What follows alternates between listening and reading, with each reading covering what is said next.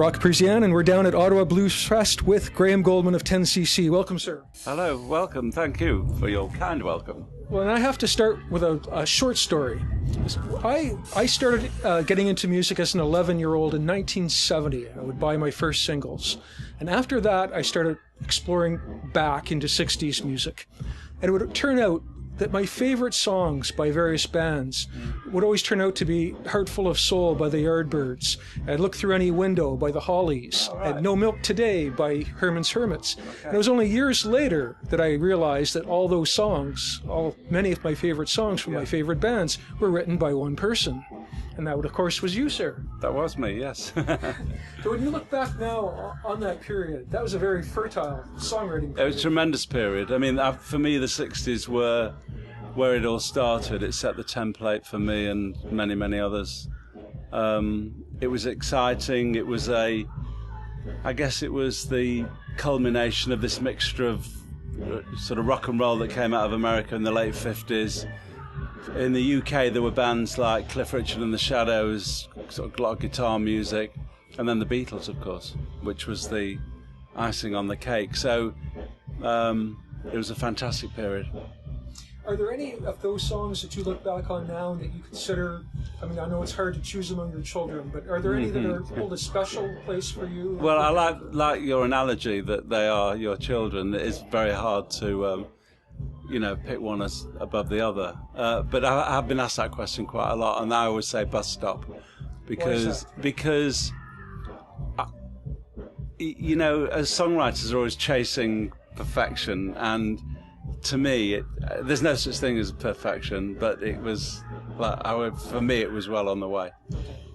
Now, I would love to cover every aspect of your career. We don't have time today, unfortunately, but I am curious about the first time where the four original members of 10cc really had an opportunity to work together in a concerted way in the studio, and that was for a bubblegum consortium. Well, yeah, there were a few things happened around that period. That's right. I was working for Kasnet's Cats out of New York, and I didn't like it very much. But it did provide a boiler pot of training. They have to be thanked, because what happened was I was fed up working in New York, and I came back to Stockport in the north of England, where Eric Stewart had started Strawberry Studios, and I became a partner in that as well. And I knew Kevin and Lol, and they were sort of hung out at the studio as well. And I came back and I said, I want to finish these tracks in our own studio. And that was one of the first times that the four of us worked together. So even though it was artistically it wasn't a high point, nevertheless, it's an ill wind that blows nobody any good. So there are songs out there where it's actually you guys being the Ohio Express and Crazy Elephant and all those Kasnet's Cats bubblegum groups. Yeah, there are, but I'm not going to identify them. Wouldn't it be great to sort of have a compilation album? Well, actually, there is an album called Strawberry Bubblegum, and that actually does have a lot of those tracks on, and you can hear Kevin singing, and it was just a weird period. I think their idea was that they wanted to kind of, maybe legitimize their operation a little bit more. They were getting sort of more established writers, or writers that weren't necessarily associated with bubblegum, because I certainly wasn't. But it's one of those things that, although part of me regrets doing it, I'm kind of glad the way things worked out. Sure. All right. Now, it's, of course, the common intelligence or knowledge or viewpoint that in 10cc there were two songwriting camps, you and Eric Stewart, Godley and Krem on the other side. And the simple way that people phrase that is that you and Eric were the pop team and the other ones were the more creative, artistic team. I have a feeling that you probably find that an oversimplification. It is an oversimplification, and there were lots of songs where we mixed it all up. I mean, particularly on the albums, if you look at the writing credits, you'll see that Eric wrote with Lol, he wrote with Kevin, I wrote with Kevin and Lol, we wrote Rubber Bullets, we wrote Sun in My Face together. I wrote with Kevin as well, and wrote with Lol. But if you want to distill it for whatever reason, then I guess it would boil down to two different sides. But we all contributed to what one another did. You know, whoever wrote a song or whatever team wrote a song, the other team would adopt it as their own. This was one of the great principles of 10cc. No one ever rejected anything. Our principle was that if you wrote it and you think it's good enough, then I might not like it. What I've got to do is improve it or suggest something that will improve it. And that's how we worked. We were editors for each other. We were, mentored each other in a way. And one of those bands where, so incredible. I mean, everyone was a multi-instrumentalist, a writer, a producer. So you each brought your own things to it, but clearly also one of those groups where the sum was greater than the total of the parts. Yeah, definitely. I mean, it's one of those things where the chemistry, no one could have planned it. It just so happened we were lucky, that our various common influences and individual inspirations were, when they were brought together, they created this thing, that was 10cc. If I was to ask you to try to describe that magic ingredient that was more than the four of you, that essence, is there any words to sum that up? No, because you can't plan it. It either happens or it doesn't happen. All you can look at is the four individuals and see what inspired them, but that doesn't mean anything. You could get the four greatest musicians or songwriters in the world, put them together, and it will be nothing. It's nothing to do with that. There's some other element going on. It's a mystery to me. Excellent. I'll ask you the same question as earlier. What were some of your favorite songs that you were involved in writing from the classic 10cc years? Well, I'm going to go back to the All Our Children thing. Yeah. A lot of my favorite songs actually are Kevin and Lol songs. Like The Dean and I, Clockwork Creep, One Night in Paris. Fantastic songs. I mean, it was amazing to sit down. They would come and play those songs to me and Eric, and we just go, wow, that's amazing. I'll admit to never really paying attention to who sang lead vocals on what, but what 10cc hits did you actually sing lead on? Well, probably the most famous one was Dreadlock Holiday, which was #1. But I sang The Film of My Love. I sang The Sacroiliac, Iceberg. There are quite a few. The idea was that whoever was best for the job got the job. Right. Whether it was singing, whether it was playing lead guitar. Oh yeah, I mean, if you look at some of the videos, even the YouTube clips, you're always on different instruments. Yeah, everybody played different things. Yeah. Lol was a very, very good lead player, really good. So he would play. I mean, you can hear, like say on I'm Mandy Fly Me, there are two guitar solos, right, and they're quite different, But one's Lol, one's Eric. We were lucky to have that. Well, tremendously lucky, and we were lucky to be able to experience the end result, I guess. After the hit-making years, you and Eric continued to work together for a certain, quite a bit of time. Yeah. And at some point, that long time relationship just wasn't working anymore. Yeah, it wasn't working anymore. What finally made that? I don't know. I think Eric got fed up with things. I was kind of happy to go on. I'm more like that, but.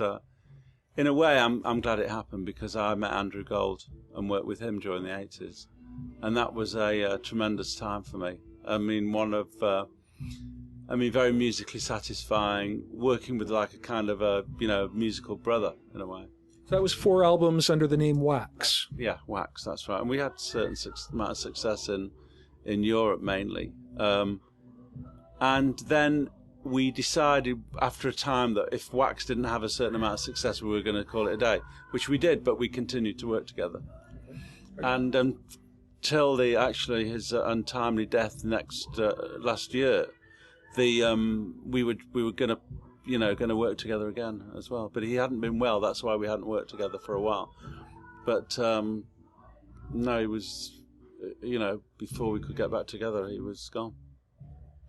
Would you foresee any possibility that you and Eric would work together again in the future, or even has there been ever any talk of the 4 original members performing or recording again together? Well, no, I don't think that would happen. But I've been working with Kevin Godley.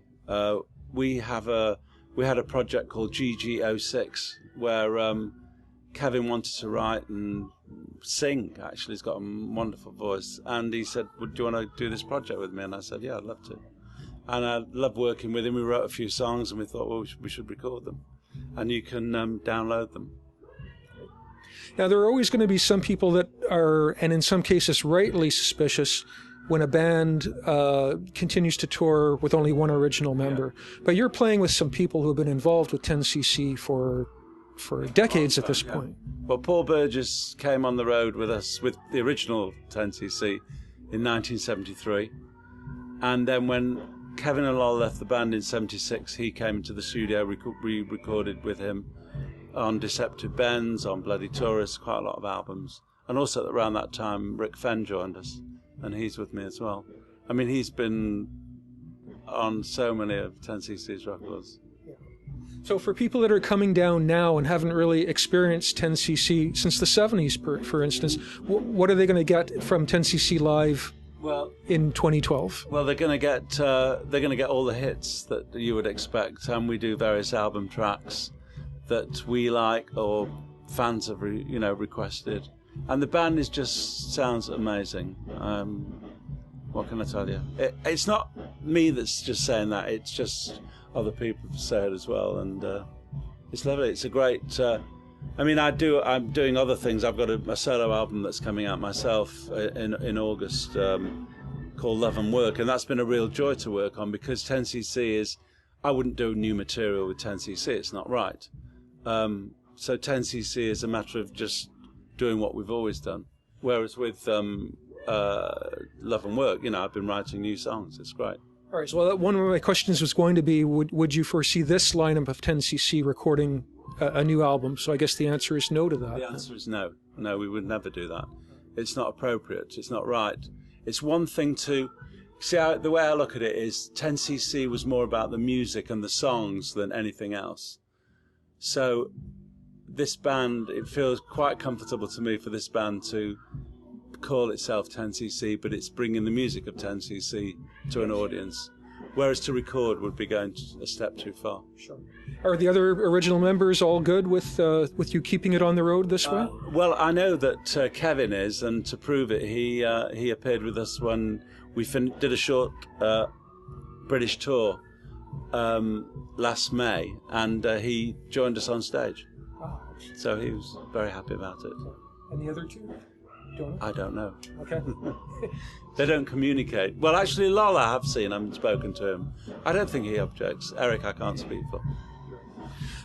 Well, listen, I didn't know about your solo album, but let's get a plug in for that. So what's it called? Tell us about how the music differs on that from your 10cc kind of... Well, people have said it is 10cc-ish. It's hard for me to be objective about it. But it's something I started like a couple of years ago, just doing some tracks, and then I dropped the whole idea. I thought, what's the point? And then last year we had some time off, and I listened to what I'd done, and I thought, this is actually quite good. And I finished it, and I was absolutely delighted by it. And I was inspired to sort of keep doing it because everyone around me said how good it was, and I know people that would say that it's not good if that's what they thought.